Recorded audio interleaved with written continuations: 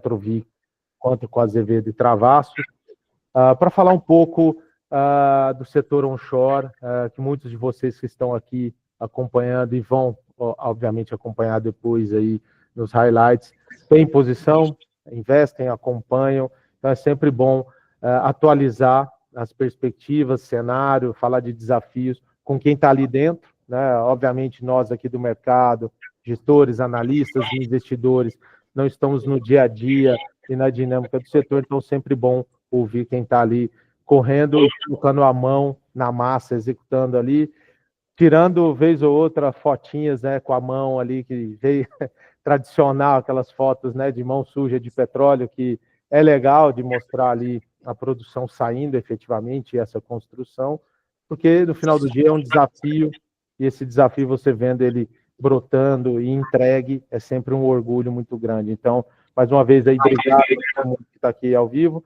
Só antes de passar a palavra e agradecer ao Richard e o Gabriel que estão aqui com a gente, fazer alguns avisos, tá? Pessoal, deixa as câmeras fechadas, os microfones também, somente eu, o Gabriel e o Richard com o microfone e câmera aberta, e claro, no final do nosso bate-papo e conversa, se sobrar tempo, a gente tira algumas dúvidas, abre um pouco para interação também, porque é algo que nós gostamos de fazer. Então, vamos dar início aqui a esse bate-papo, a agenda é corrida de ambos ali, estão cansados aí pelo dia, todos nós.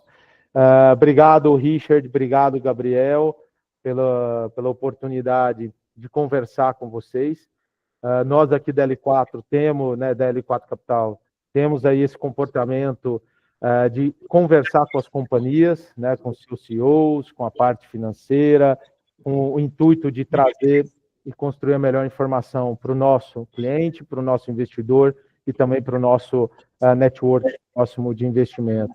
Antes de passar para você, Gabriel, e para você, Richard, a palavra para a gente fazer as introduções, só me apresentar para o Richard, que eu não o conheço e acompanho há algum tempo já a companhia dele, né? Richard, nós aqui da L4 somos uma empresa jovem aí de mercado, vamos dizer assim, 3 anos de fundação, mas com bastante experiência. Os 3 sócios aqui da L4 têm mais de 20 anos de mercado de capitais, né? Dá para ver pela minha barba. Eu gosto de fazer essa brincadeira, né? Minha barba, meu cabelo branco denunciam e não tem como negar isso.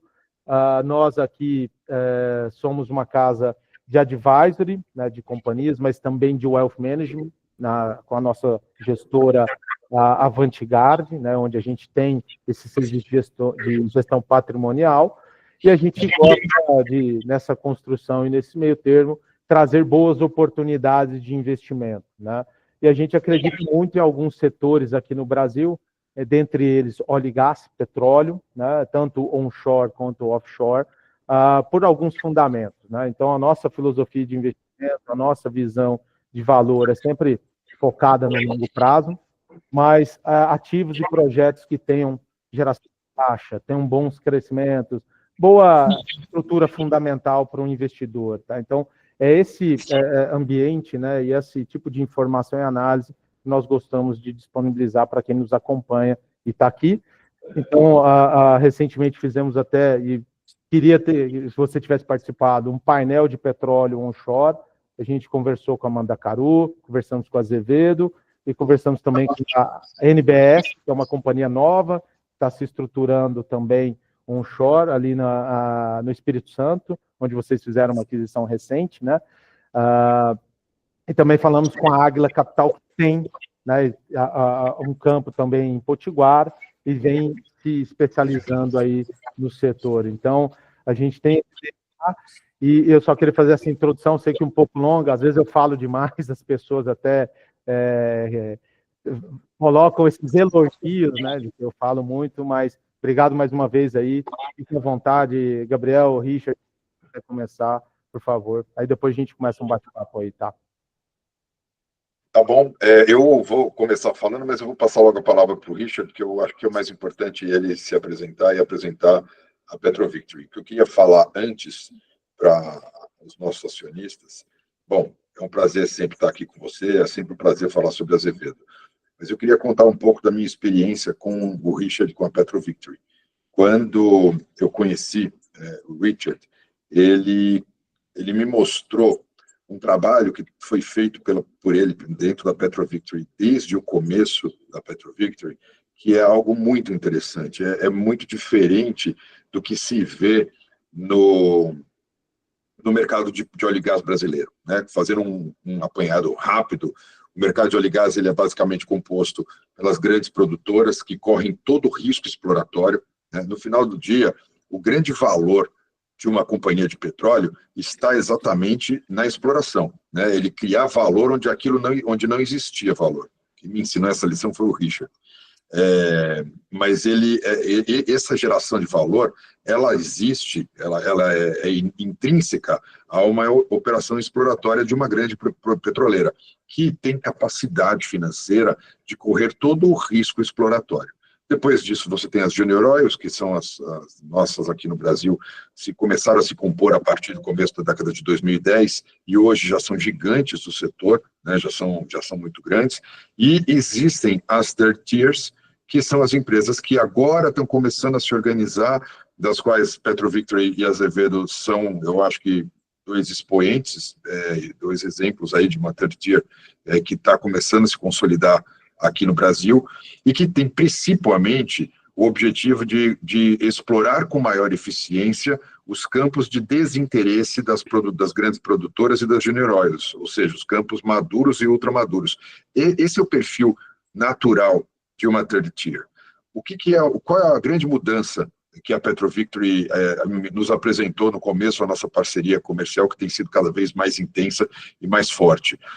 A possibilidade de uma third tier ter um viés exploratório, conseguir gerar valor onde originalmente ele não existia, explorar campos que não são maduros e ter todo o reflexo positivo dessa exploração, só que sem correr o risco exploratório, pelo menos tão grande quanto de uma Petrobras. A Petrobras ela está lá na margem equatorial, ela está na bacia de Pelotas, buscando óleo onde nunca se encontrou, num maciço geológico completamente novo. A tese, a proposta da Petrovictory, quando adquiriu seus campos exploratórios dentro no Rio Grande do Norte, era mitigar esse risco exploratório pelo conhecimento já existente daquele maciço geológico, mas principalmente fazer investimentos de 10 anos em pesquisas, em avaliação sísmica, em sondagem 3D, o Richard vai explicar isso daí melhor, mas isso nos trouxe a possibilidade, quando nós montamos a parceria comercial com a Petrovictory, trouxe para nós a possibilidade de oferecer ao nosso acionista a tese de ser uma third tier consolidadora, de se tornar uma grande empresa na exploração otimizada de campos maduros e ultramaduros, mas de também ter um viés exploratório com segurança, quer dizer, com mais segurança do que uma tese exploratória comum. Então, eu acho que nós começamos essa parceria com base nessa visão, que eu acredito profundamente. A gente está agora muito próximo de começar a oferir os frutos dessa exploração, né? Dessa parceria. A gente deve mobilizar e comissionar a nossa sonda de perfuração agora no final do mês, e vamos programar as campanhas exploratórias prioritariamente nos campos da Fênix e da Petrovictory. Então, vai existir aí, a gente vai começar a colocar na prova real essa tese, que eu acho que é uma tese vencedora. E, a partir dessa proximidade, a gente começou a identificar uma série de outras sinergias. Hoje, a nossa parceria na Brava é o maior exemplo disso. As companhias, elas têm uma sinergia de capital humano, uma sinergia operacional, uma sinergia geográfica, porque nossos campos são tão próximos uns dos outros, e agora operacional com a aquisição da Brava, que nos dá uma vantagem competitiva muito grande. Nós, unidos, somos mais fortes do que separados, e todas essas sinergias vão ser exploradas da melhor maneira possível dentro da nossa parceria comercial. Gabriel, e é normal parcerias também, né? A gente vê campos e postos aí sendo divididos, esse risco, não só da operação, mas também do financeiro, né? Infelizmente, é mais normal fora do Brasil do que no Brasil. Mas é normal, você tem razão, é normal isso daí. Faz parte. na nossa indústria é necessário dividir para conquistar, é necessário dividir para multiplicar. Mas eu vou passar a palavra para o Richard, que ele se apresente e conte um pouco mais sobre a Petro Victory para vocês conhecerem. Muito obrigado, Gabriel, por as palavras. Hugo, muito obrigado por o convite para poder estar com você, com o Gabriel, com todos que estão assistindo hoje. Um pouquinho da Petro Victory. Fundei a Petro Victory em 2006, como acabamos de falar. Estou aqui em Dallas, Texas. Bom, a verdade é que agora mais em Brasil que em Texas, mas hoje em dia estou aqui em Dallas. E fundamos a empresa em 2006 com meu sócio original, o senhor John Harvison, que hoje em dia tem 91 anos. O senhor Harvison formou a empresa dele aqui em Texas Petroleira em 1968.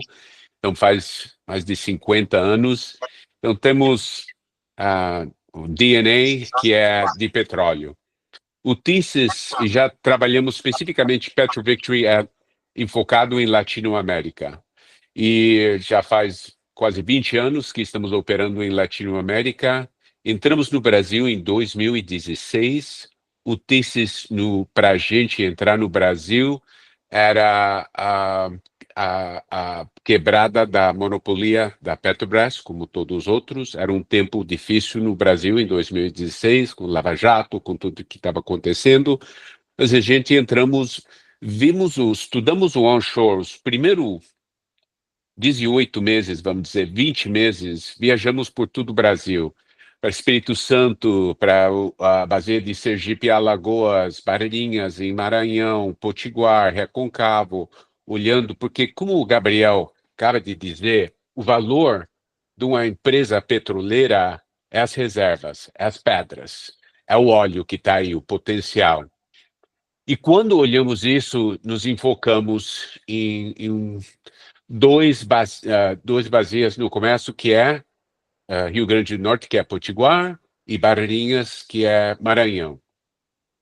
Começando, olhando em Potiguar, em Rio Grande do Norte, a bacia que produz mais petróleo que qualquer outra bacia onshore no Brasil, já produziu mais de 1 bilhão de barris de petróleo desde 1979, e a Petrobras adquiriu sísmica 3D por toda a bacia.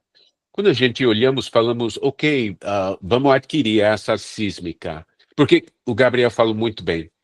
Escuta, tem um dito aqui nos Estados Unidos, o melhor lugar para encontrar petróleo é onde eles já descobriram petróleo, né? Então, essa bacia que já produziu 1 bilhão de barris de petróleo, conhecemos bem as diferentes zonas que produzem esse óleo. O Açu, a Lagamar, a Pendência, que já está produzindo desde 79. Então, sabemos quanto que vai produzir, por quanto tempo, a curva que vai declinar, quanto que custa para perfurar um poço, que é o payback, a parte comercial, porque já temos décadas dessa experiência que a Petrobras fez. E outra vez, a mesma tese que todos os outros júniors entraram era, escuta, faz uns 30 anos que Petrobras está concentrando no offshore, que é o foco deles, a expertise deles. E quando você olha a curva de produção de onshore, você vê que está declinando desde faz uns 20, 30 anos. Mas a razão não é que não tem petróleo, a razão é investimento, né? Pararam de investir, o petróleo segue estando aí, né? Então, olhamos e falamos, nossa, e te vou falar, quando você olha a diretoria da Petro Victory, você vai ver, nossa, 4 décadas de experiência de cada, somos todos petroleiros, ok? Então, levei meus diretores, nossos acionistas, nossos expertos, e eles me olharam e me falaram, Richard, Brasil onshore é como Texas era em 1972 e 73.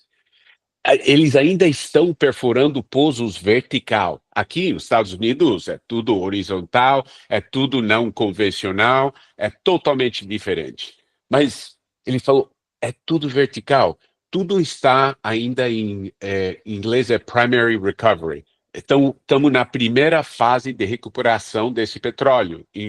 Num campo de petróleo, você tem a primeira fase, a segunda fase e a terceira fase. E todos esses campos estão em primeira fase, Richard. Agora, imagina se você estava no Texas, no 1972, 73, mas você tem a tecnologia de 2025 e o know-how de 2025. Aí está a oportunidade de onshore.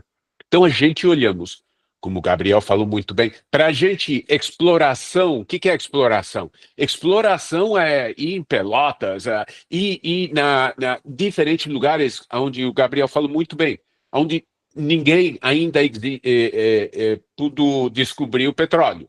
E você é o pioneiro nesses lugares. Isso é um risco enorme, mas se você encontra, o prêmio também é enorme, né? Quando você está olhando onshore Brasil, em mais de uma bacia que já produziu 1 bilhão de barris de petróleo, mas quando você está olhando, você mencionou a oferta permanente, você tem esses blocos que estão a ANP estão chamando de exploratório, mas a Petrobras já perforou vários poços que já produziram, então você sabe que o petróleo está aí. Agora, nada mais é olhar a sísmica, diminuir o risco. Petróleo, não importa aonde e como, é uma indústria que tem muito risco. Então, a gente estamos no negócio de mitigar esse risco o máximo possível. E como que você faz isso? Você não faz isso perforando poços, você faz isso fazendo a geologia, a geofísica, a geoquímica, reprocessamento da sísmica, o merge da sísmica, fazendo um análise completo da bacia, pegando tudo a petrofísica e colocando isso na última softwares que tem hoje em dia, a tecnologia, e os engenheiros, todo mundo olhando e falando, aqui está o prospecto, aqui está o lugar, a quantidade, manda toda essa informação para um terceiro afora, que vai aprovar ou não vai aprovar essas reservas. Vão falar, ok, aí tem ou não tem reservas. Ok, o risco dessa reserva é provada, provável e possível. 1P, 2P e 3P.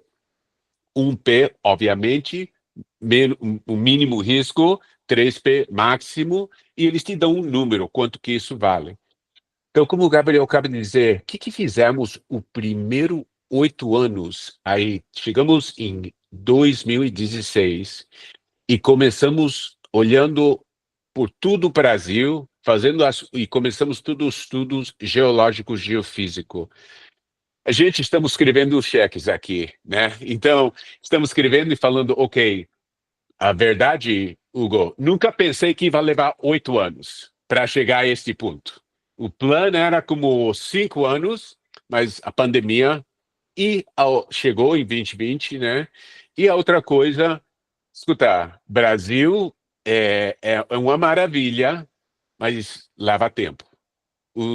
Leva tempo para pegar uma licença, leva tempo para a ANP aprovar a aquisição, né? Você faz todos os papéis, você faz tudo correto, você vai receber a licença, você vai receber a aprovação, mas vai levar 6, 8, 10 meses. Então, entramos, até hoje temos mais de 30 milhões de dólares investido só no análise da geologia, reprocessamento da sísmica, petrofísica, e colocamos tudo isso. Já com isso, temos hoje em dia, antes da compra que fizemos com Azevedo para os campos de Brava, 13, e antes da compra que anunciamos a semana passada de Capixaba, 38 diferentes concessões, 6 campos de produção que tem um valor de 1P, esse provado do terceiro, de 257 milhões de dólares, desculpa, 130 milhões de dólares, 2P de 257 milhões de dólares. Então, esse valor vem agregando quando você faz o trabalho, correto? E as oportunidades, você mencionou a oferta permanente. A gente vimos essa oportunidade. Quando todo mundo estava comprando, vamos dizer, Riacho da Forquilha por 285 milhões de dólares, Macau para cento e pouco milhões de dólares, o cluster Potiguar, o Polo Potiguar por 1,3 bilhões de dólares. A Petro Victory olhou e falamos, nossa, a oferta permanente está aqui. Podemos comprar todos estes campos, analisamos, fizemos todo esse trabalho e falamos, vamos entrar com toda essa informação, com todo o investimento geológico, geofísico que fizemos, vamos escolher estes campos. E em 2019, na primeira oferta permanente, compramos 15 blocos. E depois, na terceira, compramos outros 19. Então, temos 34. Compramos outros 4 campos, um deles que era da... Bom, todos são da Petrobras em um tempo, então, esses 4 da Petrobras. Então, hoje em dia temos 38 e agora, nesses últimos 12 meses, celebramos a parceria com Azevedo, a ATP, acho que era em julho, agosto do ano passado, Gabriel, correto? Gabriel, E aí a acho gente... que o microfone está fechado. Aí. Correto, isso mesmo. Aproveitando que você falou, só fazer uma correção, foram 8 anos, Richard, que você estava esperando Azevedo chegar. Isso mesmo. E como o Gabriel acaba de dizer, a parceria com Azevedo é excelente. Tantas sinergias que temos junto, aonde, como ele falou, na Bacia, trabalhamos excelente, os 2 times juntos, eu e Gabriel temos um entendimento, nos levamos super bem, então agora, por isso que entramos e compramos os 13 campos da Brava, né? E estamos evaluando outros para crescer essa parceria que os 2 estamos desfrutando e que estamos investindo juntos. Legal. E é isso, Hugo. Obrigado, Richard. Explicou bem e já acho que tirou bastante dúvida aí de muitas pessoas que estão aqui acompanhando. Respondeu já algumas perguntas que eu ia fazer para vocês, né? Esse lado que você estava explicando sobre a pesquisa hoje em dia, tecnologia, né, para ser mais assertivo na perfuração, para ser mais assertivo na mensuração da reserva. Aí você contou do prazo de 8 anos, eu queria entender por que demorou esses 8 anos, mas você colocou muito bem ali, e o porquê que você vem anunciando, eu estava olhando os fatos relevantes, já vem há algum tempo olhando, né, acompanhando vocês também pela frente do onshore dos investidores, você vai colocando lá, as nossas reservas 1P foram, né, validadas e reconhecidas aqui por órgãos. Isso nos agrega tanto de valor adicional de equity da companhia, né? E aí eu já faço uma primeira pergunta para os 2 nessa frente, que é justamente o lado de valuation, um pouco trazendo a dinâmica do mercado para dentro dessa dinâmica do setor que vocês estavam contando aqui. O porquê que a gente vê companhias sendo avaliadas pelo mercado múltiplos bem diferentes do que as transações acontecem, né? A gente viu o ano passado a Brava vendendo alguns campos maiores ali de águas, a própria, se não me engano ali da FPSO de Atlanta vendeu, acho que foi 20%, né? E para um valuation de múltiplo quase 6 vezes, 6 vezes e meia. Aí, claro, vai fazendo os ajustes, pode ir um pouco mais, um pouco menos, pela perspectiva futura. E a gente olha o mercado listado, as companhias negociando a 3 vezes e meia, sabe? Então, a primeira pergunta que eu faço para a gente iniciar aqui, depois dessa explicação perfeita sua, né, de como é a dinâmica, funcionamento, por que vocês acham que o mercado precifica errado assim, dessa forma? Talvez pelo risco Brasil, que você falou, não sei, ou dinâmica setorial. Tem fatores exógenos ao negócio, que são fatores relacionados a temas macroeconômicos e ao próprio momento hoje do mercado de capital brasileiro, mas tem fatores endógenos também, tem questão de performance, efetivamente. Eu acho que o que aconteceu, a gente nosso benchmark aqui para discutir, para conversar sobre precificação, não pode ser a Azevedo Energia, que tem 15 dias de vida, e nem a PetroVictory, que está listada no Canadá. Né? A gente tem que pensar aqui nas nossas Junior Oils. O que aconteceu com elas? Primeiro que a gente está num vale de liquidez muito grande no nosso mercado de capitais. Né? O CDI está batendo absolutamente todo mundo e não tem previsão de isso mudar. Isso termina reduzindo o fluxo de capital, e também pelas questões americanas e mundiais, e termina reduzindo ainda mais o fluxo de capital para o Brasil, diminui a liquidez na Bolsa, e quem mais sofre são as small caps.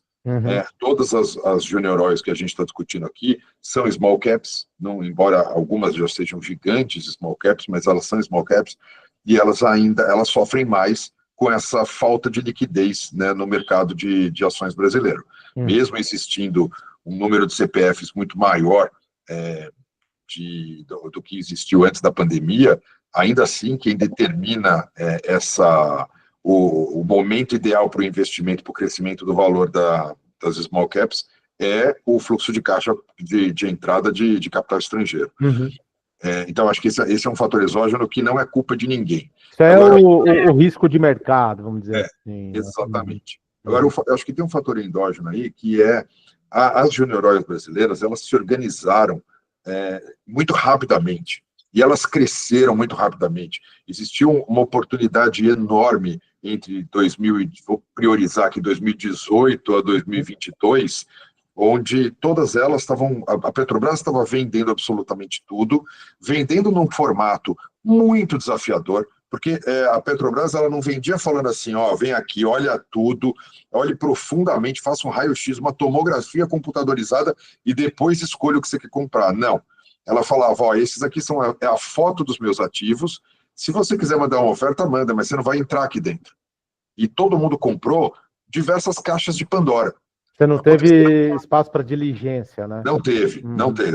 E eles alegavam segredos industriais, questões de segurança, teve vários argumentos para isso, mas efetivamente não existiu a possibilidade de olhar profundamente esses ativos. E o que aconteceu? E as empresas estavam aproveitando essa oportunidade para organizar os seus IPOs. Também era o momento ideal para os IPOs. O mercado estava no momento oposto ao que a gente está hoje. Os juros desse período atingiram 2% ao ano. Todo mundo tinha desistido do CDI, estava todo mundo na Bolsa de Valores. Então, esse foi um momento meio mágico que permitiu que as empresas crescessem muito rapidamente. Só que depois que elas cresceram, e elas conseguiram fazer seus IPOs, elas conseguiram consolidar produções acima de 30, 40 mil barris, elas começaram a fazer o trabalho, a lição de casa, de investir, de selecionar os ativos que deveriam ser investidos, começar a trazer a tecnologia que o Richard comentou para o Brasil, porque essa tecnologia não existia no Brasil, começar a ter a sua... passar pela learning curve, na curva de aprendizado de cada um desses ativos, tudo isso demanda tempo. E esse tempo ainda não chegou, ainda não se atingiu ele. Mas o que aconteceu foi que as empresas cresceram tanto, ainda mais agora com essa fase de fusões que a gente passou, que alguns ativos terminaram não se tornando mais interessantes para eles, e isso veio a ser uma oportunidade para nós. Mas voltando à sua pergunta, eu acho que o mercado ele termina precificando pior por essas questões principais. Primeiro, questões exógenas, que são o momento do mercado. Se a gente estivesse num momento onde a taxa de juros estivesse a 2%, certamente as ações teriam uma valorização muito maior. E o outro ponto é que o mercado terminou esperando... A grande tese da Junior Oils era: a gente vai operar melhor que a Petrobras. Sim. Porque a Petrobras passou 20 anos sem operar nada. O Richard comentou, não houve investimento nenhum, 20 não, desde a década de 80. Eles não priorizam investimento onshore. Então, em teoria, é muito óbvio que isso vai acontecer. Qualquer pessoa que se dedique mais àquele campo vai operar melhor do que uma empresa que está 40 anos lá sem investir em absolutamente nada.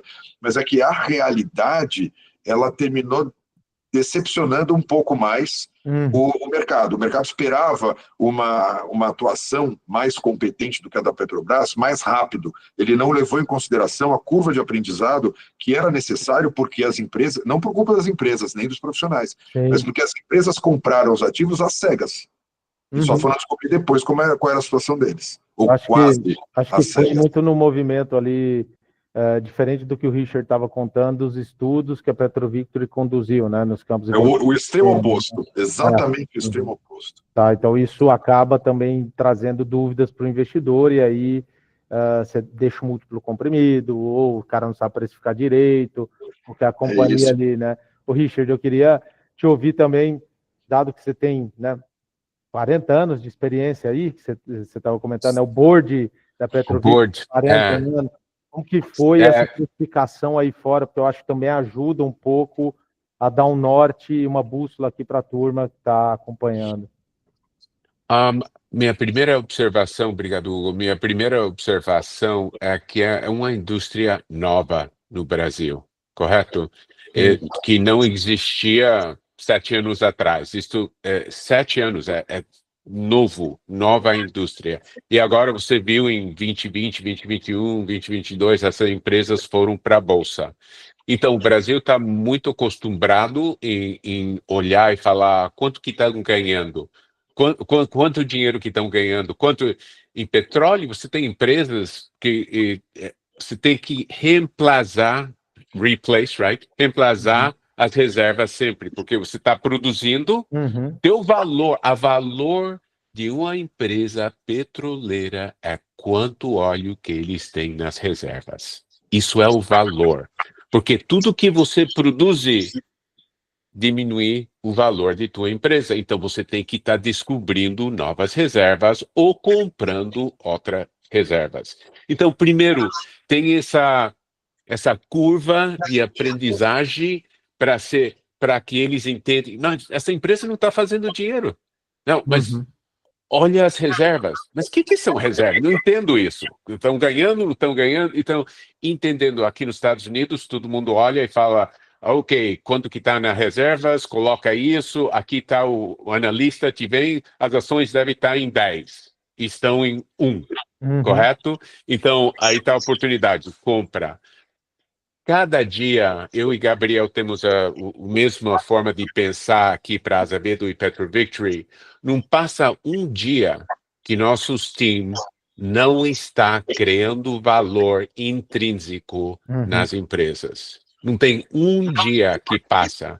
Então, o mercado te está dando valor ou o mercado não está dando valor. Você sabe o valor da empresa. Olha as reservas, olha o time. Depois, olha, esse time, sabem, tem profissionais, sabem como executar, sabem, tem que ter confiar no time, correto? Sim. E quando você tem os times aí que tem décadas de experiência, que você está trazendo para a gente, estamos trazendo o know-how, a tecnologia dos Estados Unidos, não só dos Estados Unidos, mas de Texas, produtores maiores no mundo. Hoje em dia, Texas está produzindo, os Estados Unidos, 13 milhões de barris por dia. Nunca um país no mundo produziu 13 milhões de barris por dia, mais que a Arábia Saudita. Então, a tecnologia, o know-how, tudo essa parte está aqui. Estamos levando isso para o Onshore Brasil, junto com o Gabriel. Então, esse valor, quando os inversionistas que estão aqui, inversionistas estão olhando, é simples. Você olha e você fala, nossa, essas empresas têm reserva certificado de X. Estão trading hoje, é uma excelente oportunidade para comprar. Agora, você pode olhar outras e falar, olha, esta empresa tem um valor de 1,5 bi, ou 2 bilhões de dólares, né? E estou olhando as reservas, ok, está produzindo 20, 30, 40, 50 mil e está produzindo caixa, mas onde que eles vão crescer? Aonde que eles vão crescer? Aonde que está o portfólio para eles crescer? Quando você entra por as razões que o Gabriel acaba de dizer, olhando os outros, eu não quero comparar a gente com os outros, mas tem diferentes categorias. Você quer colocar teu dinheiro na bolsa para ganhar um dividendo? A gente não somos as empresas para investir. Você quer investir numa empresa que tem um crescimento assim, que você pode ver as ações multiplicar por XX, em um tempo quando estão executando. Estamos, em inglês, não sei como fala em português, high growth stock, right? Sim, de alto crescimento. Ação de alto crescimento, é isso mesmo. De alto crescimento. Isso é Petro Victory, isso é Azevedo. Agora, essa segunda onda de M&A está ocorrendo. Uhum. Historicamente, no setor de petróleo, você vê mega mergers, os megas, né? Aqui nos Estados Unidos, faz uns 18 meses atrás, a ExxonMobil comprou Pioneer por $60 bilhões. Chevron comprou Hess. Eu posso nombrar 5, 6. Uhum. Historicamente, nos Estados Unidos, depois de 18 meses, começa a segunda onda de M&A, ok? No Brasil, é a mesma coisa, a única diferença é que leva um pouquinho mais de tempo. Leva entre 24 e 36 meses. E agora estamos entrando, correto? E agora, como a gente já acabamos de fazer com o Gabriel e com a Azevedo, a Petro Victory e Azevedo, compramos 13 campos. Em muito diferentes valores de que a 3R comprou faz 5 anos atrás, correto? Uhum. Com toda a informação, com toda a infraestrutura, com todo o know-how. Acabamos de fazer a mesma coisa em Capixaba, em Espírito Santo, correto? E estamos evaluando outras oportunidades. Quando essa janela está aberta, e Você tem que entra e compra, aproveitar. tem que aproveitar, porque essa janela abre E e fecha. fecha. Ah. Abre e fecha. E a única coisa que a gente podemos controlar é se estamos preparados ou não. Eu te posso dizer, com meu parceiro aqui, Gabriel, e nossos times, sempre estamos preparados. Esse é um ponto, Richard, que você trouxe, né, de janelas de oportunidade. E sim, efetivamente, eu posso dizer que sou prova viva disso, porque eu, né, participei de um IPO recentemente, nessa última janela de oportunidade que a gente teve aqui no Brasil. E é isso mesmo, a questão de 2 meses, 3 meses de diferença fecha oportunidades. E 2 meses, 3 meses abrem oportunidades para você capturar crescimento, para você capturar recurso, enfim, todo esse ponto que vocês estão explicando. Eu acho que é importante para o investidor entender um pouco da precificação, como você bem contou, como o Gabriel também colocou aqui. Indo para o lado do onshore efetivo, vocês falaram muito bem do lado de Petrobras deixou abandonado, né?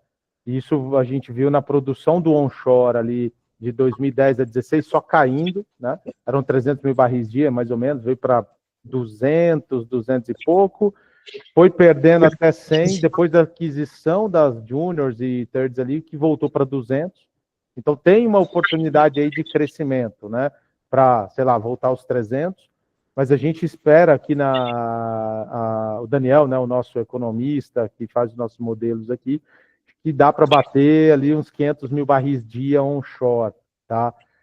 E aí eu queria explorar com vocês a Colômbia, por exemplo, né, ela impulsionou o campo marginal com algumas mudanças regulatórias, né? O que daria para ser construído de mudança regulatória no Brasil para acelerar esse crescimento, facilitar investimentos, reduzir custos das companhias? E aí eu aproveito para também citar, eu acho que o exemplo do Alasca ou do Canadá, que também transformaram, e se eu não me engano, Richard, o onshore nos Estados Unidos também tem agências diferentes para tomar conta, né? Tem águas rasas de outros campos, grandes bacias, mas tem um onshore que tem agência diferente. O que vocês pensam nesse sentido? O que vocês enxergam? Dá para chegar nos 500 mil? É muito exagero? Queria ouvir de vocês. Por favor, Gabriel. Pode falar. Vai à frente. Eu acho que 500 mil vamos chegar. Com os investimentos, com os campos que estão aí, vamos chegar. Eu quero falar a parte positiva do Brasil, claro. como americano, chegando. O governo brasileiro realmente está na lei de hidrocarburos de petróleo, o royalty de entre 5% e 10%, a verdade agora é 5% e 7,5% para pagar royalties, é world class, é espetacular, Uhum. é muito bom. Então, isso dá oportunidade, porque tem mais burocracia em diferentes partes, que vai custar mais dinheiro, mas o royalty, comparado aqui nos Estados Unidos, é 25%. No Uhum. Brasil, é entre 5% e 7,5%.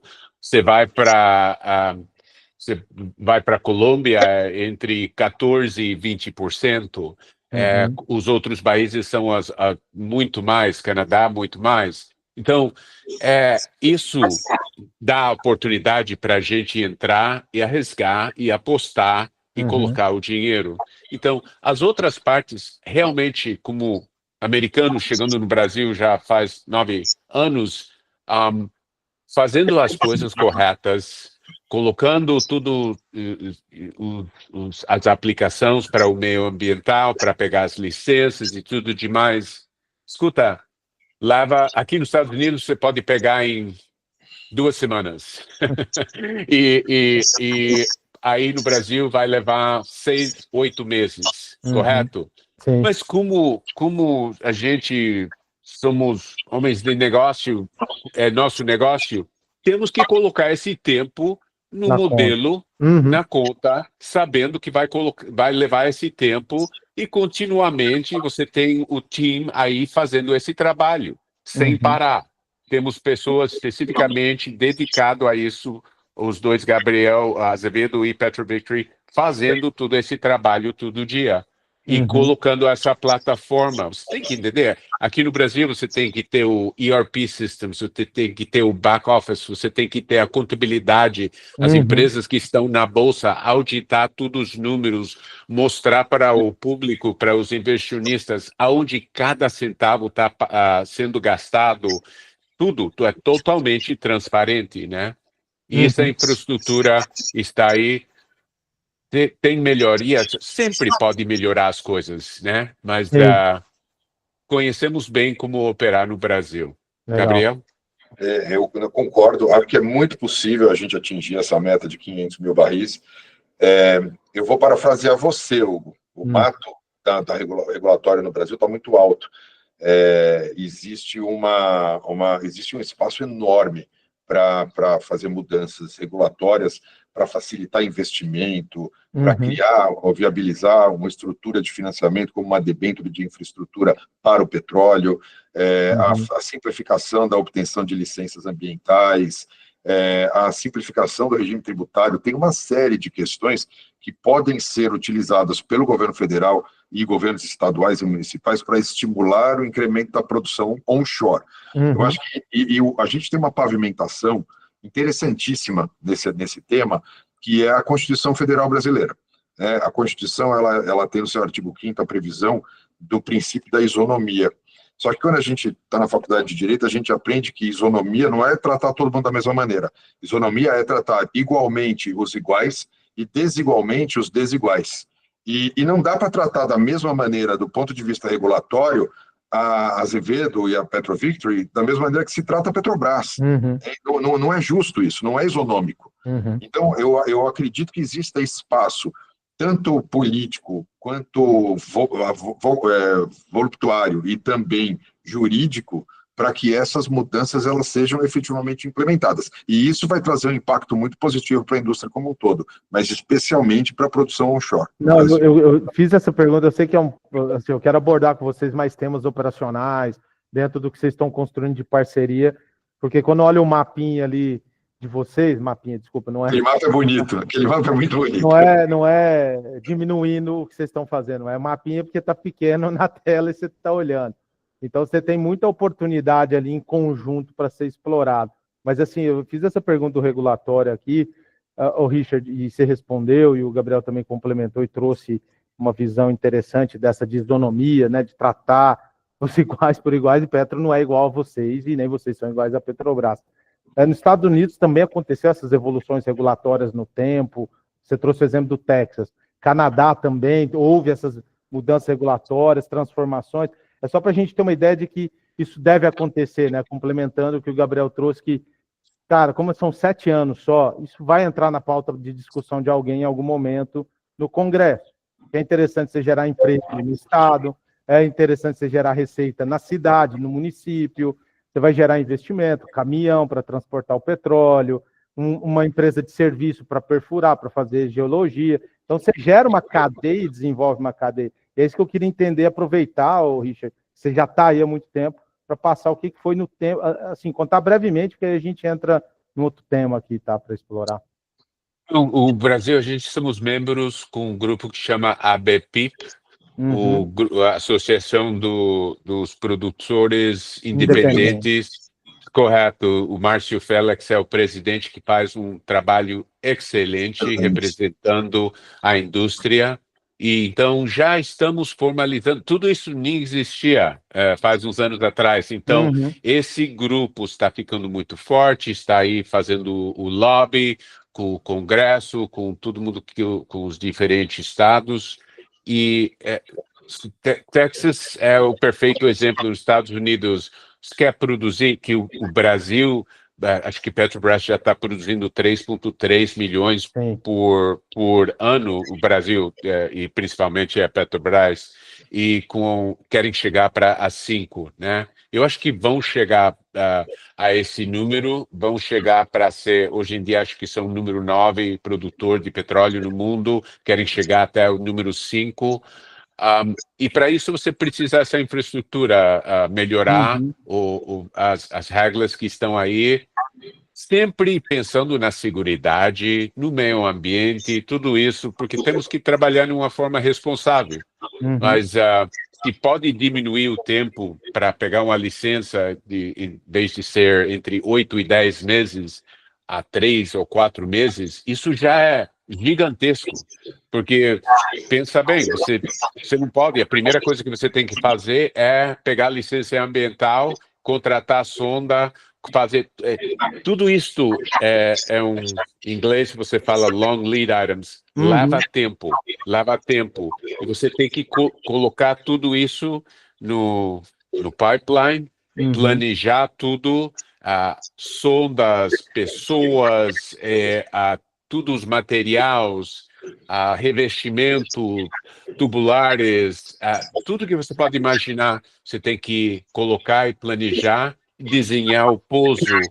Então, a gente estamos fazendo isso faz anos. E agora você vai ver, estamos nos próximos 60 dias, vamos estar perfurando mínimo 2 pousos, possivelmente 4 ou 5, mas começando com os primeiros 2, já temos outros 3 para o final do ano, e depois 2026 temos um projeto muito grande de um programa de trabalho. E é isso que eu queria... Para acelerar essa produção rapidamente, para chegar a mais de 1.000. O projeto, vamos ver, Lobato, hoje em dia, os campos da Brava, compramos com 220 barris por dia que estão produzindo hoje. A gente tem o plano para, nos próximos 12 meses, levar isso a uns 700, 750 barris por dia, duplicar isso nos próximos 12 meses. Então, temos um plano de crescimento para chegar a 10.000 barris por dia, que está bem planejado, com todo o programa de trabalho. Temos um portfólio, já temos um investimento para tudo feito, o trabalho, e temos o time para poder executar, junto com o Gabriel. Sim, é esse ponto por isso que eu puxei o mapinha antes ali, né? Porque eu quero entender ali, tem coisas exploratórias e tem poços, tem campos ali já desenvolvidos. Você acabou de trazer esse exemplo da Brava, que vocês fizeram um movimento recente, né, e estavam em 200 e chegou ao máximo ali, historicamente, em 500 barris na mão da Brava, né? Mas puxar anterior, provavelmente com a Petro, chegou a um pouco mais, mostrando que dá para expandir esse potencial. Você falou das perfurações ali, então, como que será essa construção? Você já deu um pouco do desenho e da cor ali, então, vocês vão perfurando, vão transformando em poço. Acho que essa também é uma dúvida que a turma tem. Como que funciona essa dinâmica? Você está lá, exploratório, perfurou, achou, até virar um poço autorizado pela ANP, né, aquelas validações. O que é tempo disso também? Então, as 13 concessões que a gente acaba de comprar da Brava, tudo estão em produção.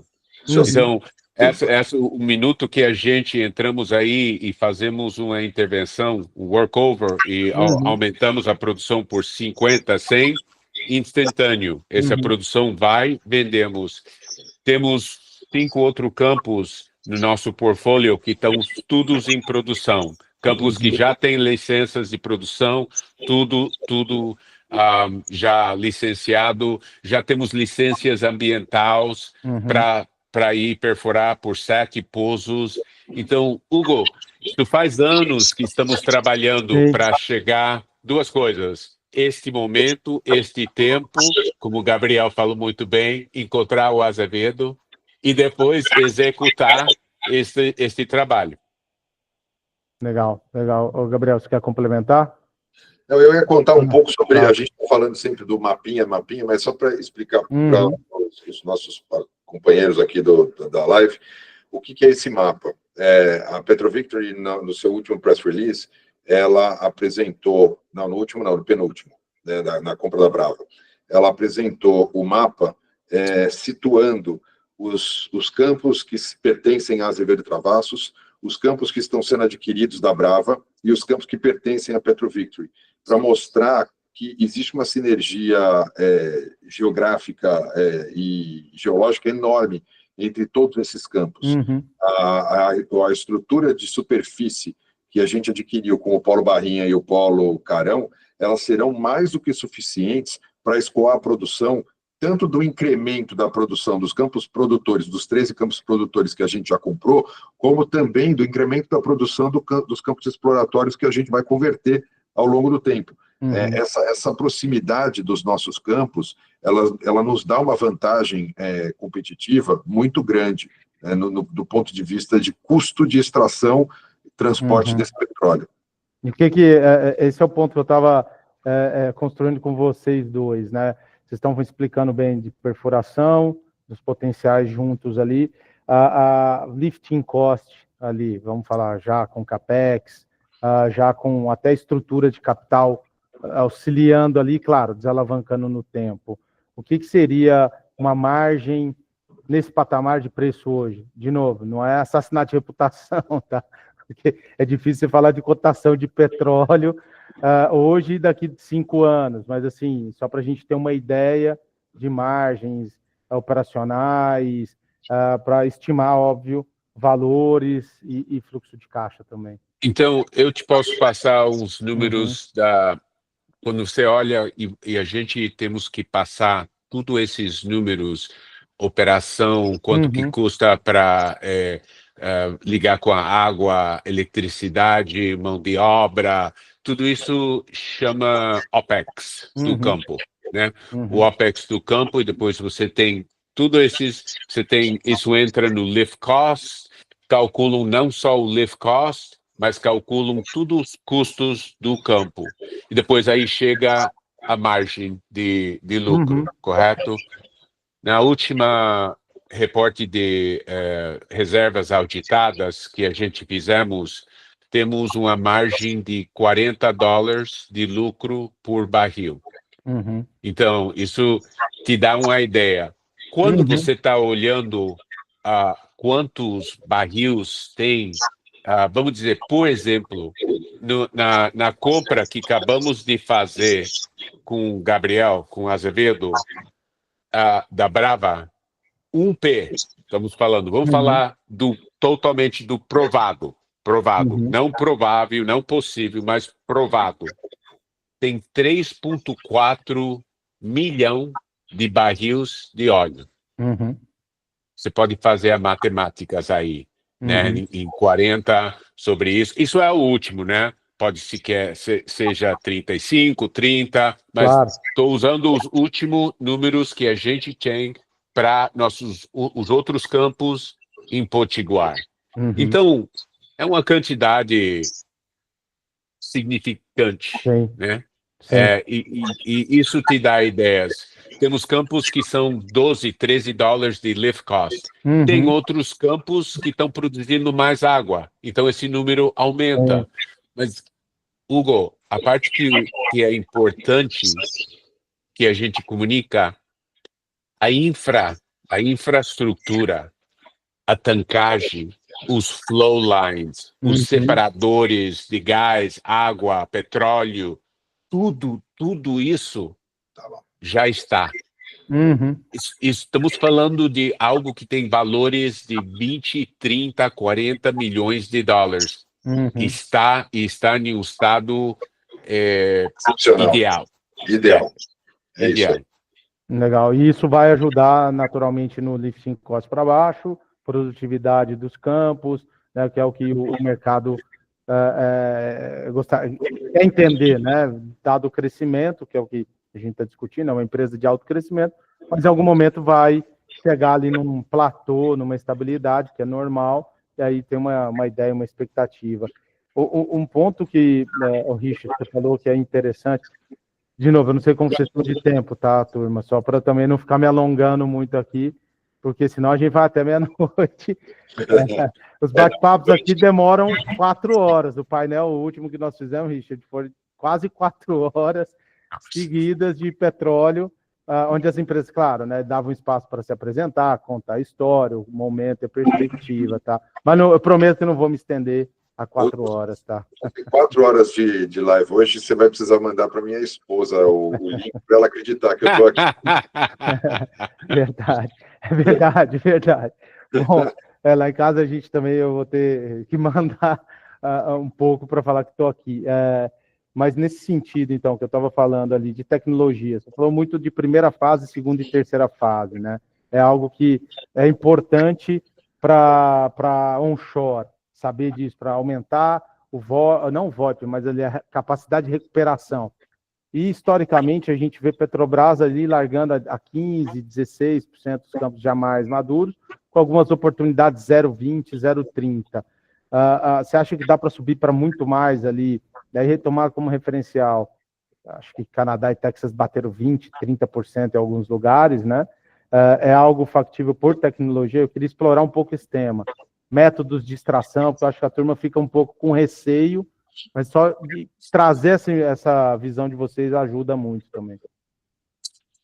Sim, dá para bater esses diferentes números. Obviamente, depende muito na geologia, na bacia, como que é, se é a energia para puxar esse óleo é gás, ou a energia que está puxando esse óleo é um aquífero, right? Água. Mas em inglês é EOR, Enhanced Oil Recovery. E Enhanced Oil Recovery Technologies. E isso é que a gente temos aqui nos Estados Unidos, estamos trazendo essa tecnologia para quê? Aumentar a produção de campos maduros, aumentar a produção e diminuir os custos de lift cost. Então, essas tecnologias são várias, né? É como diminuir diferentes bombas que você coloca que podem parar a água para produzir mais petróleo. Fraturamento, estimulação de diferentes zonas.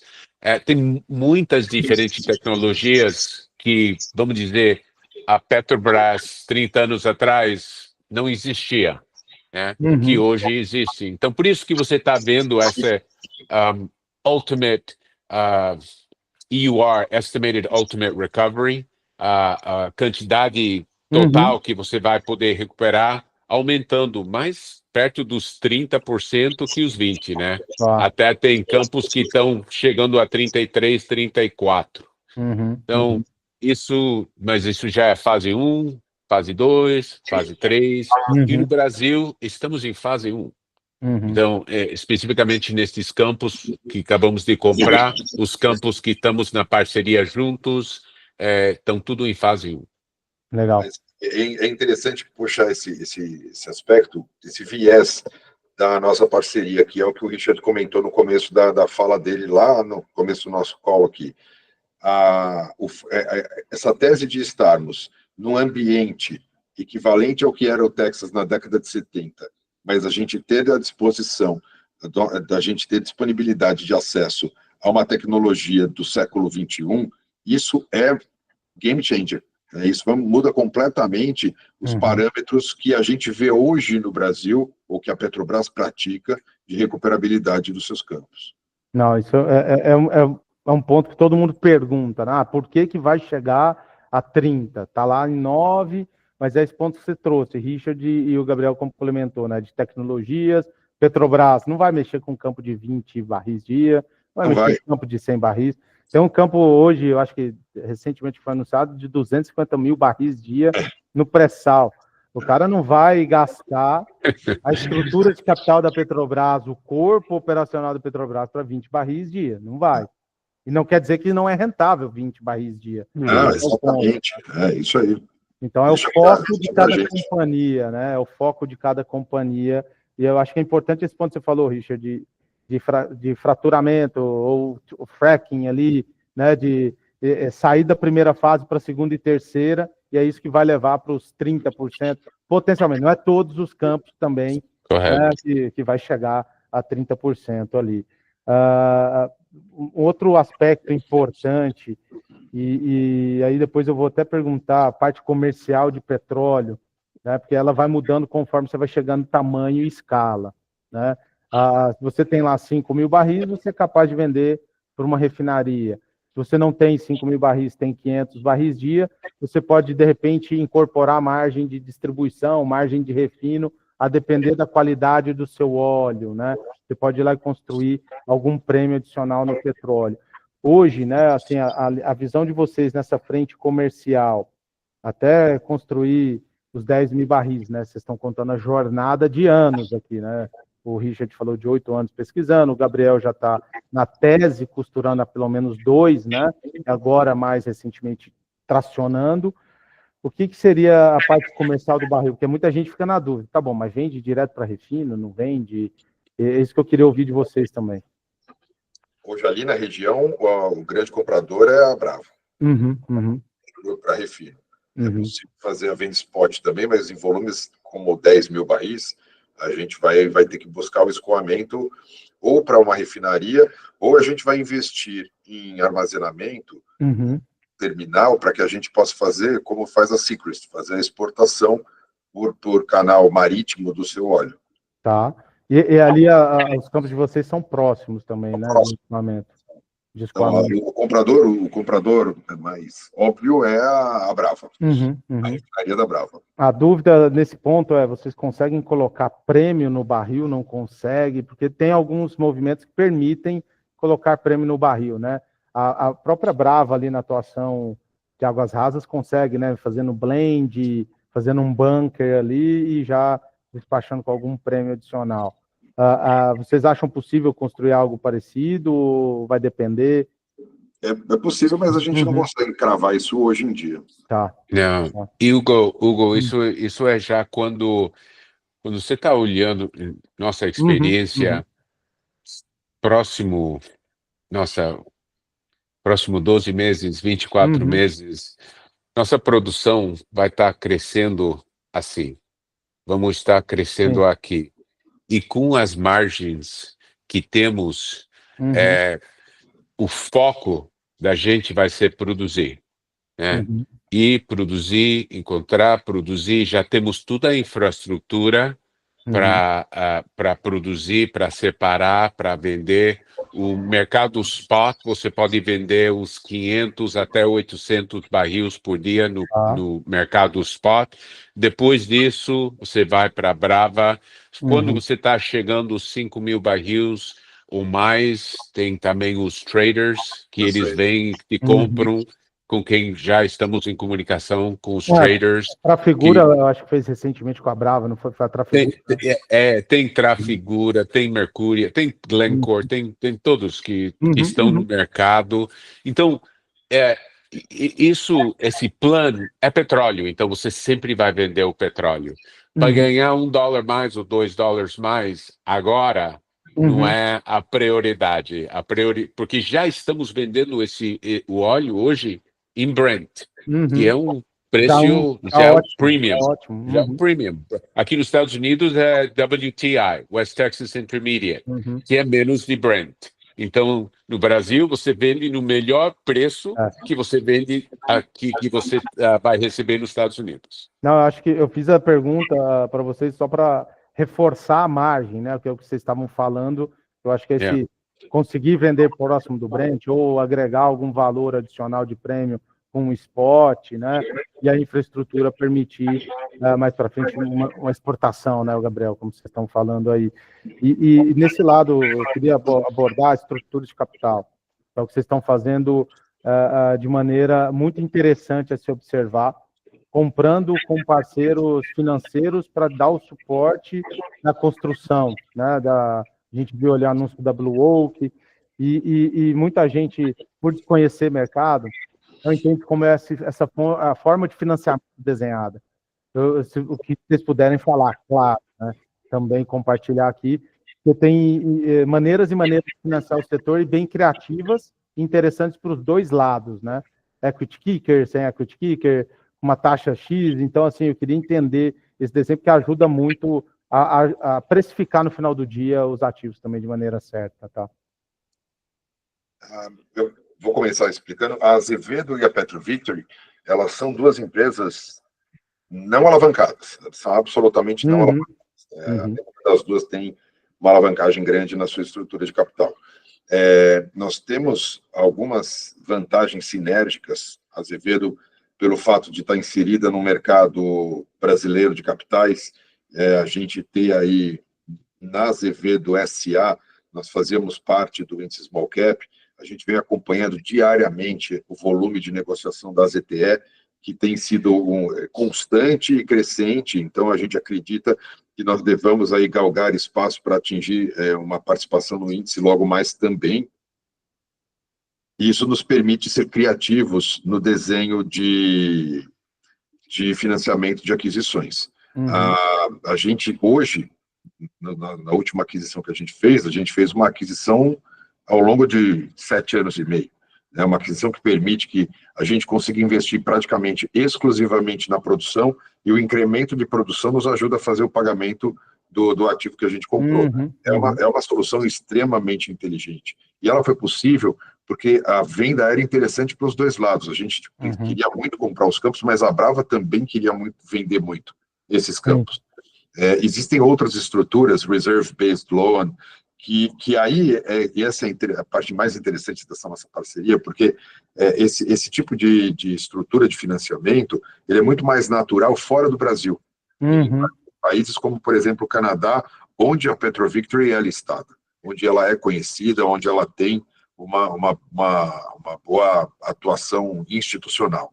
Então, a gente consegue ao mesmo tempo caminhar bem em todas as ferramentas possíveis para viabilizar o melhor financiamento possível na aquisição de todos esses ativos. Ô Gabriel, já deu um spoiler aí, de repente emitiu um título no Canadá, usando o desenho de reserva e a produção que vocês estão construindo agora, é possível imaginar? Claro, não estou falando para hoje, tá? Mas é possível, é possível. Estou falando para daqui 12 meses, 24 meses, igual o Richard falou, né? A produção vai estar crescendo, e aí você vai pegar juros mais baratos lá, né?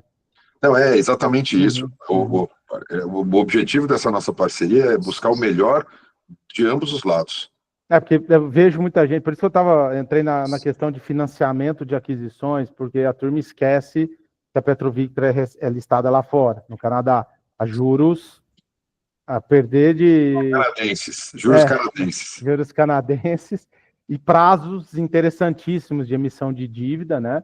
E por isso que eu fiz a pergunta, mas também entendendo essa frente de equity kicker, que também é uma prática, né? Você trava uma produção, o excedente de produção, você paga o credor, ou melhora o retorno dele para te dar um prazo maior também. Funciona assim também, né? Tem várias formas, como o Gabriel acaba de explicar, né? Pode ser muito criativo. A gente, os dois, Gabriel e eu, olhamos e os dois somos major shareholders, maior acionistas de nossas próprias empresas. Então, sempre queremos ser accretive, sempre queremos não ser dilutive, right? Não diluir o valor das ações. Sempre olhando, crescendo, porque os dois estamos alinhados com tudo nossos acionistas, correto? Corretíssimo. Se as ações caem, os dois que perdem mais que qualquer outro, olha, nossa. Deu uma arte. Se as ações caem, sei lá, a primeira vez que eu vi isso, se as ações caem, bom, a gente que vamos sentir isso mais que qualquer outro, correto? E então estamos totalmente alinhados com nossos acionistas nesse sentido. Então, como que vamos fazer financiamento? Vamos fazer da melhor forma, forma mais criativa, da forma que tem temos o privilégio de poder ter acesso a capital afora de Brasil. Então, vamos fazer tudo para maximizar o valor das ações e das empresas. Não, eu fiz essa pergunta assim, né, para vocês dois, muito por conta de algumas conversas com empresas, né, júniors, a gente conversa bastante com elas também, e quando elas vão desinvestindo e passando os campos de 20, 50, 100 barris aí para as menores, elas olham e falam assim, tá, mas como que eles vão se financiar? Como é que eles vão, né, construir todo esse valor? Eu acho que é isso aqui que a gente tá conversando e mostrando, e essa diferença de captação também, né? Eles acham que a turma vai captar só no Brasil, mas não, você pode captar lá fora, pode emitir um título, da mesma maneira como a Brava emite, como a PetroRio emite, como a Petrobras há quase 100 anos, vamos dizer, nessa brincadeira faz, por ser uma commodity, né? Obviamente, isso também beneficia, tá? E por isso que eu fiz essa pergunta, para explorar esse ponto de visão de vocês de financiamento e ressaltar, né, o que o Gabriel falou, de alavancada ambas, e aí usar o mercado ao seu favor e ao favor do acionista, que é importante. Bom, acho que a gente já está aqui 1h10 aí, né, porque a gente começou ali pelas 7h05. Não vou tomar muito tempo mais de vocês aqui, tem algumas perguntas, né, que a turma colocou aqui. Acho que essa daqui de Secret, acho que nem vale a pena fazer a pergunta para vocês, a não ser se vocês queiram responder. Já joguei o tempo ali, né? Já joguei para vocês. O que eu posso dizer para vocês é que a gente continua olhando, juntos. Legal. Então, isso é importante. Então, respondeu quase todos os pontos, as dúvidas aqui, né? Mas só para deixar claro, a gente está olhando unilateralmente, tá? Não tem nenhuma conversa em andamento, eles estão lá fazendo todo o trabalho que deveria ter sido feito mesmo, a recuperação judicial, tem uma briga grande agora com a Petrobras, uma arbitragem que é importante para a destinação dos ativos, mas o que eu posso dizer, principalmente depois que a PetroVictory adquiriu os campos no Espírito Santo, existe uma vontade nossa, né, Richard, muito grande, de continuar olhando o ativo, os campos que tem ali, e de ajudar a encontrar uma solução para os credores e para a companhia da melhor maneira possível. A gente está aqui para ajudar a resolver aquele problema. O que eu posso garantir para vocês é que no período que a gente olhou profundamente aqueles ativos, ninguém olhou tanto quanto a gente. Ninguém dedicou da equipe conjunta da PetroVictory e da Azevedo tanta hora homem para conhecer a operação, para entender o que deu errado, para planejar como fazer dar certo. A gente investiu muito tempo nesse ativo e por isso a gente conjuntamente não vamos deixar de olhar no momento que a oportunidade voltar a aparecer. Legal. Eu acho que é importante, porque saiu até comunicado, notícias, né? Não teve, acho que formalizações, mas notícias ali vieram, correram, e o desenrolar da empresa ali foi muito rápido, né? Poderia não ter sido tão ruim, viu? A gente tentou ajudar, mas... Paciência, o cara luta pelo equity que ele construiu, né? Claro, está certíssimo. Ali é muito mais, eu acho que erro estratégico, né, de execução da estratégia, tipo, perfurar sem fazer estudos, como o Richard falou ali. O cara foi furando, trazendo equipamento, e aí quando foi ver não brotou nada do que ele esperava, mas o dinheiro já tinha sido gasto, a alavancagem estava contratada, enfim, né, tem uma soma de fatores. É tipo, não gosto de fazer essa analogia, mas vou ter que fazer, acidente aéreo. Nunca é um fator único, né? O conjunto de incidentes que cria o acidente. Né? Exatamente. E ali é um ativo que tem oportunidade, mas também tinha muita fantasia, né? Eu acho que assim, não vou chamar de, desculpa, não é fantasia, mas tinha muita coisa planejada que não era factível, né?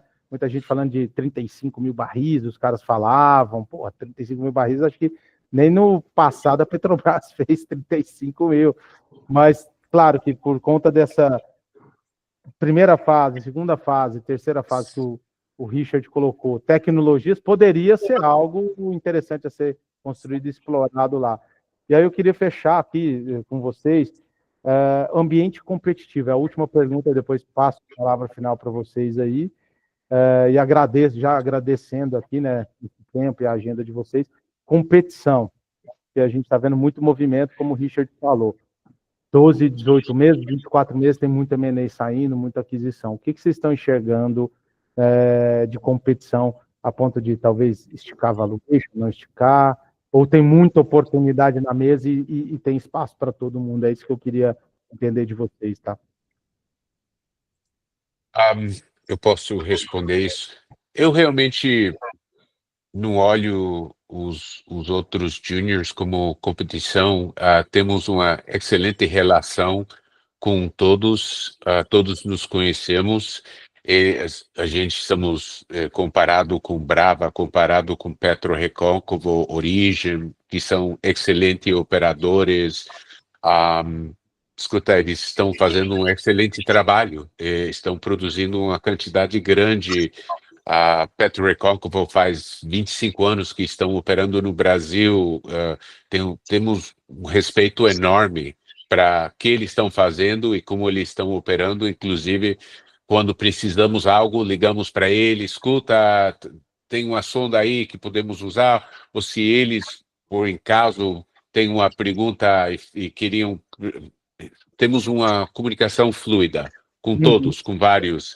Então, a gente tem que olhar, quando você é uma empresa desse tamanho, para eles, eles estão olhando outro nível de M&A, de que a gente estamos olhando.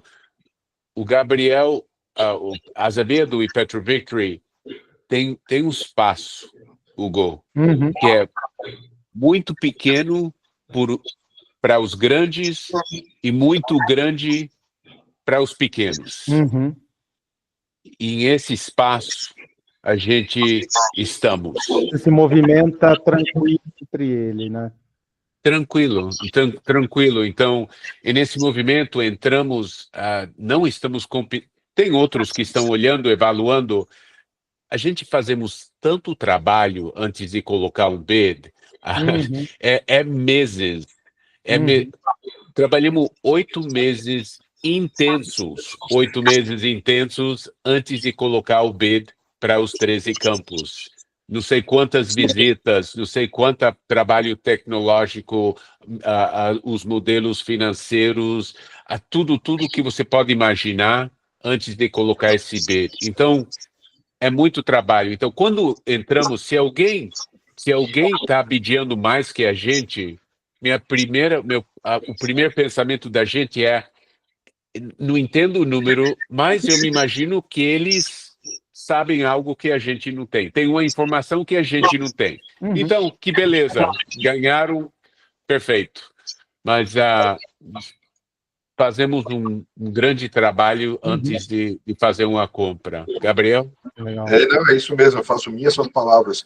A gente tem feito, por isso que uma das perguntas que eu terminei lendo ali era se a gente pensa em crescer mais em conjunto. Eu acho que a PetroVictory e a Azevedo ainda são empresas independentes. Mas a parceria, ela traz uma sinergia muito grande, porque a gente consegue... São mais cabeças pensando, são mais cabeças planejando, são mais cabeças executando. e isso tem se provado uma receita de muito sucesso. Então, eu acredito que a competição, ela sempre vai existir, mas dentro do nosso plano, dentro do que a gente trilhou como meta, que é o milestone de 10 mil barris dia, eu acredito que a gente vai ter pouca dificuldade, muita dificuldade operacional, muita dificuldade de execução, muito trabalho efetivamente, mas eu acho que o grande empecilho não vai ser a competição. Não, legal, legal, bom pegar essa visão de vocês, essa leitura, e é o que aparentemente, né, o mercado está se mostrando ali, né, esses exemplos recentes, como vocês fizeram a Capixaba, né, o Richard ali comprando a Capixaba. A gente sabe que a Imetame está desinvestindo para fazer a ZPE dela lá em Aracruz, vai demandar alguns milhões de reais de investimento. É um negócio grandioso ali, né? Pelo que eu já vi. Enorme. Eu estou falando da ZPE porque eu ando lendo algumas coisas de ZPE por outra empresa da qual eu faço parte de board lá, está falando desse tema. Eu sei que a Imetame está, obviamente, fazendo esse desinvestimento. A gente vê aí, recentemente, a Recôncavo com a Mandacaru, né? Fazendo aquele movimento muito acertado, construído ali muito bem à frente. Vocês fizeram agora com a Brava, é muito semelhante também, né, em termos de fluxo de pagamento, com produção prometida. Então, assim, era só para situar os investidores aqui que tem competição, mas não é um negócio agressivo e até porque existe a CPIP, né? É isso. Ali, e isso ajuda a organização inteira, só para dar essa cara. E, Hugo, isso também é essa que a gente falamos.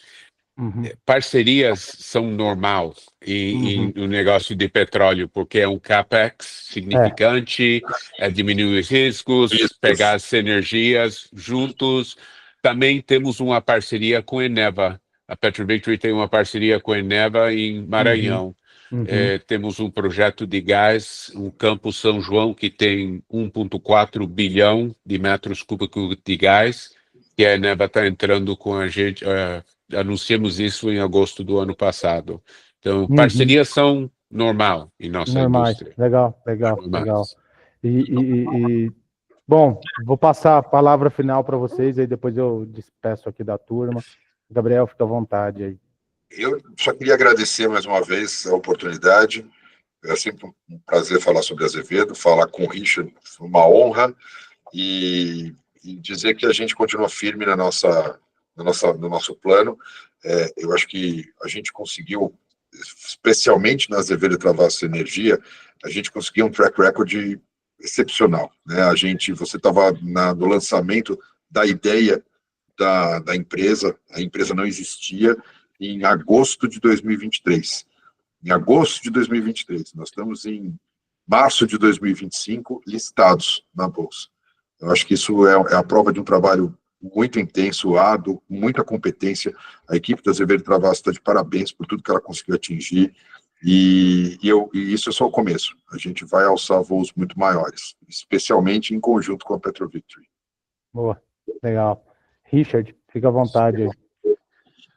Hugo, muito obrigado outra vez por o convite. É uma honra estar aqui com você, com o Gabriel, e realmente eu faz mais de um ano e meio que eu estou vendo o Gabriel, me estava contando dessa visão dele de fazer esta empresa e separar, e realmente é uma obra espetacular, e o time deles é um grande honor ser o sócio dele, o partner dele, e os teams têm uma sinergia incrível. E, escuta, aqui no Brasil estamos bem otimistas, sabemos que tem muito trabalho em frente da gente, um orgulho enorme do time que temos em PetroVictory, com André Naslowski, nosso COO, o time que ele colocou, o Dani. Temos um time não somos enorme, mas um time de uns 50, e a gente chamamos de team, a família PetroVictory, que estamos aqui no Brasil. Então, um enorme orgulho, eles estão fazendo um trabalho espetacular, e conjuntos com a Azevedo seguimos crescendo e juntos e sempre olhando as diferentes oportunidades juntos. Muito obrigado outra vez. Obrigado, Gabriel. Obrigado, Richard. Eu que agradeço a sua agenda. Você está aí no Texas, né? A distância, a tecnologia permite essa participação, essa construção aqui. A gente acredita muito no setor onshore de petróleo, né? A gente, desde, como o Gabriel colocou ali, de 2023, vem analisando essa construção nos investimentos da Petrobras. Concluindo, né, aqui a nossa conversa sobre o setor com vocês dois, nosso trabalho é muito mais voltado a um buy side, né, Richard, aqui de costurar para o investidor essa informação, essa análise, para que ele invista sabendo que a companhia é de crescimento, que a companhia é de dividendos, se é uma companhia que está talvez desvalorizando um momento um pouco mais desafiador, diferente daquele sell side, né, que é só preço-alvo, preço-alvo, preço-alvo. Então, por isso que eu procuro sempre seguir um roteirinho ali de falar sobre crescimento, falar sobre o setor, regulação, estrutura de capital, para que a turma entenda o que é, ou, né, traga para as suas decisões ali o que é mais importante para o investimento. É isso, é entender no final do dia quem são vocês, né, a parte de governança ali, os CEOs, né, o CFO, e board, diretoria e conselho, mas também vem números, isso se materializando. Então, aqui é sempre uma honra falar com dois CEOs aí, é importante, e obrigado aí mais uma vez, obrigado a todo mundo que nos acompanhou aqui nessa hora e meia, e eu falei, assim, hoje é uma brincadeira, o pessoal ficaria aqui até meia-noite, porque gosta de mercado, gosta de entender dinâmica de setores, e claro, também quer ter a melhor informação para tomada de decisão ali, tá? Então, não vão faltar oportunidades de a gente fazer outras aí. Voltaremos. Muito obrigado, Richard. Muito obrigado, Gabriel. Gente, obrigado. Boa noite aí. Até mais. Obrigado. Obrigado. Boa noite.